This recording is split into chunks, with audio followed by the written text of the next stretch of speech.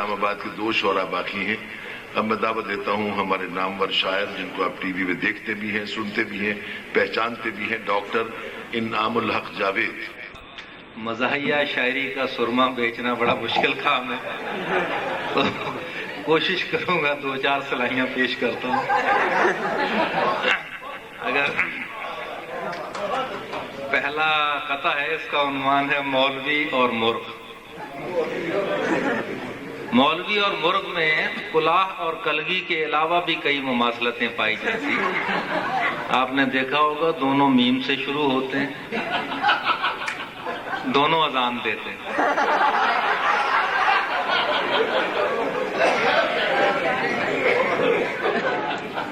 لیکن یہ نئی مماثلت ہے جو میں نے دریافت کی ہے کہ مولوی اور مرغ دونوں کو ایک قطعے میں بند کرتے ہیں. مولوی اور مرغ دونوں کو ایک قطعے میں بند کرتے ہیں. مشترک قدر دیکھیے ان میں، دونوں مرغی پسند کرتے ہیں.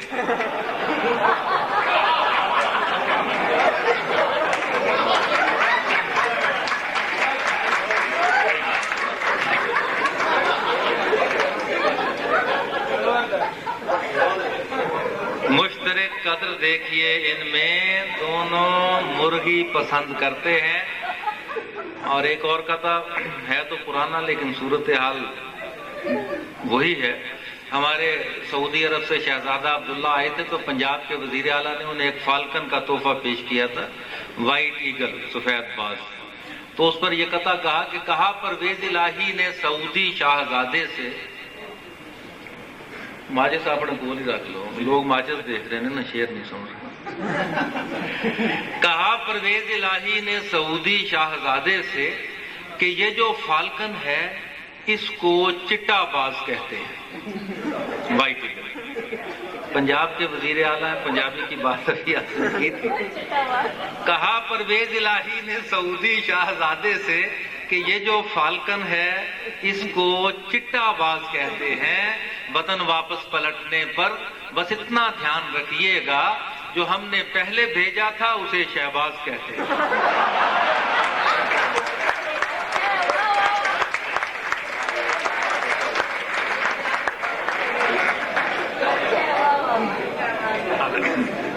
آپ نے بھی بہت سی تقریریں سنی ہوں گی. ایک تقریر میں نے سنی تو عرض کیا، وہ جب اسٹیج پر تقریرتا ہے، تقریر کرتا نہیں، وہ جب اسٹیج پر تقریرتا ہے تو غالب کو پکڑ کر میرتا ہے. وہ جب اسٹیج پر تقریرتا ہے تو غالب کو پکڑ کر میرتا ہے. وہ اپنے گھر میں تو للکارتا ہے مگر میدان میں للکیرتا ہے.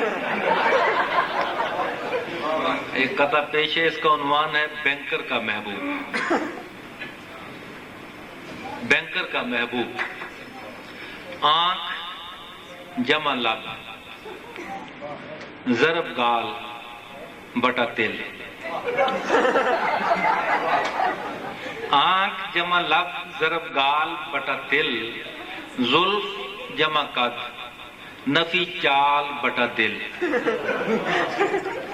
کار جمع کوٹھی اوور مال بٹا بل. حسن جمع وصل ڈیش نل بٹا نل.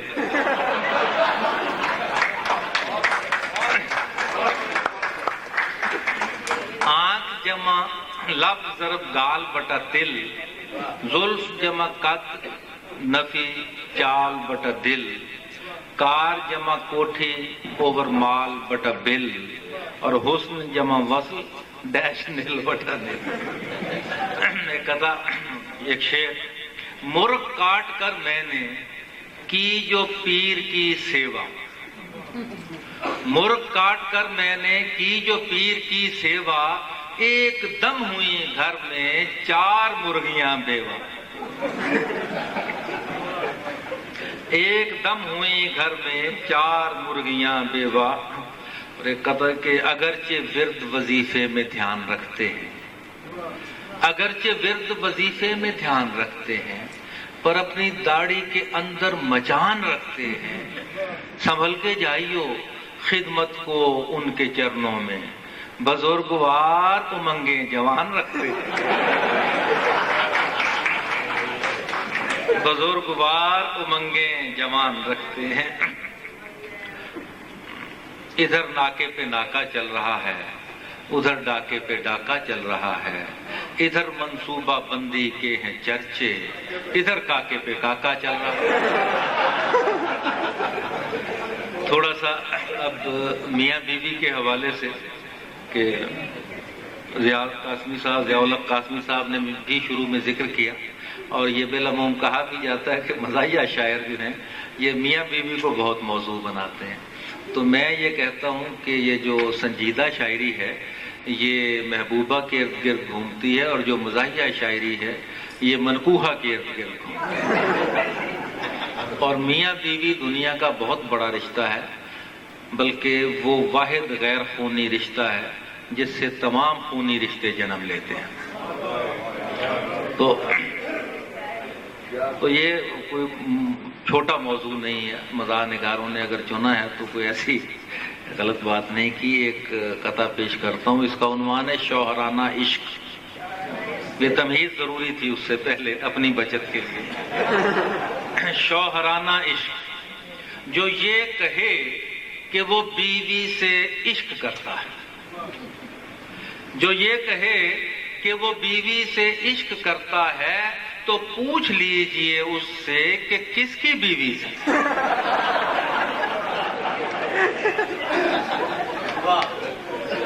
جو یہ کہے کہ وہ بیوی سے عشق کرتا ہے تو پوچھ لیجئے اس سے کہ کس کی بیوی سے. مصر ہو پھر بھی تو سمجھیں کہ جھوٹ بولتا ہے، بیان ہی کہ خبر نامہ جیسے ٹی وی سے. اور دوسرا سٹیزن شپ. پہلی تو بس سیدھی سادی ہوتی ہے، اصلی شادی دوسری شادی ہوتی ہے. پہلی تو بس سیدھی سادی ہوتی ہے، اصلی شادی دوسری شادی ہوتی ہے.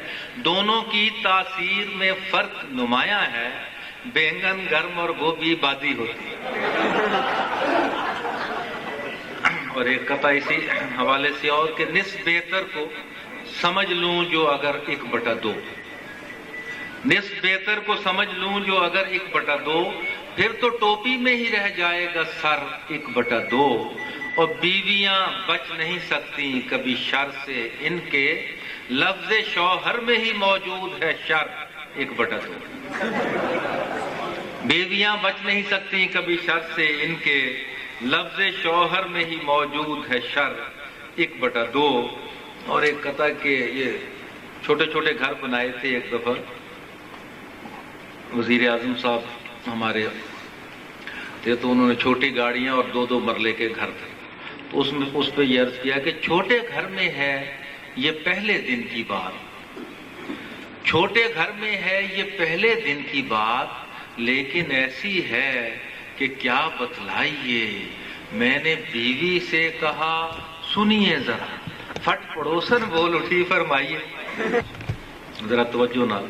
2 فوجی آپو وچ لڑ پے تے دوواں دا، 2 فوجی آپو وچ لڑ پے تے دوواں دا ہویا کورٹ مارشل کہ جیدا کوئی توڑ نہیں. اتوں جج فیصلہ سنا کے کیا دوڑ جاؤ، لڑن والے فوجیاں دی سانو کوئی لوڑ نہیں.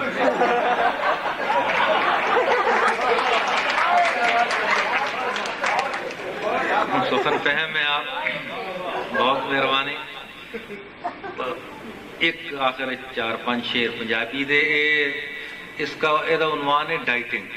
ڈائٹنگ اب گھر گھر کا مسئلہ ہے اور مشکل پیش آتی ہے. ورزش بھی کرتے ہیں، کوشش بھی کرتے ہیں، پیٹ کم نہیں ہوتا. تو وہ عرض کیتا ہے کہ پورا ہفتہ ڈائٹنگ کر کے ودیا ٹھڈ کٹائی دا.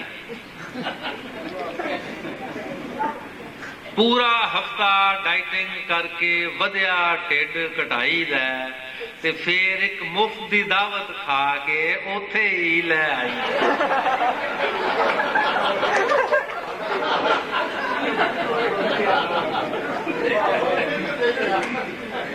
پورا ہفتہ ڈائٹنگ کر کے ودیا ٹھڈ کٹائی دا تے پھر ایک مفت دی دعوت کھا کے اوتھے ہی لے آئی دا تے اٹھن لگیاں ٹھڈ شریف نو قسطاں وچ اٹھائی دا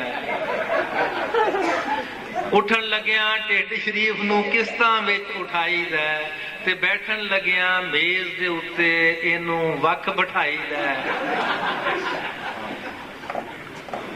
میرے ورگے بندے دا منہ گھٹ کھاندا ٹھڈ بہتا کھاندا پلیٹ ایتھے رکھی ہوندی نیڑے نیڑے اٹھن لگیاں ٹھڈ شریف نو قسطاں وچ اٹھائی دا بیٹھن لگیاں میز دے اتے نو وکھ بٹھائی دا تے ٹرنا ہوئے تے سب تو پہلوں اینوں اگے لائی دا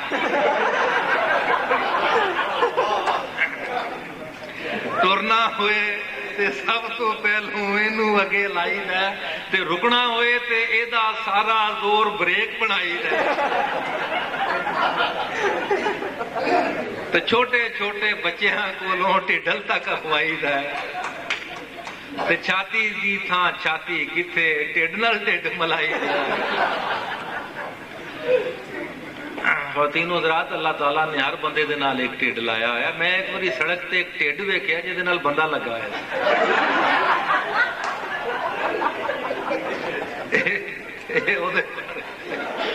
ایک ٹھڈ تریا جا رہا سی وہ دیکھیا بندہ پتہ بھی لگا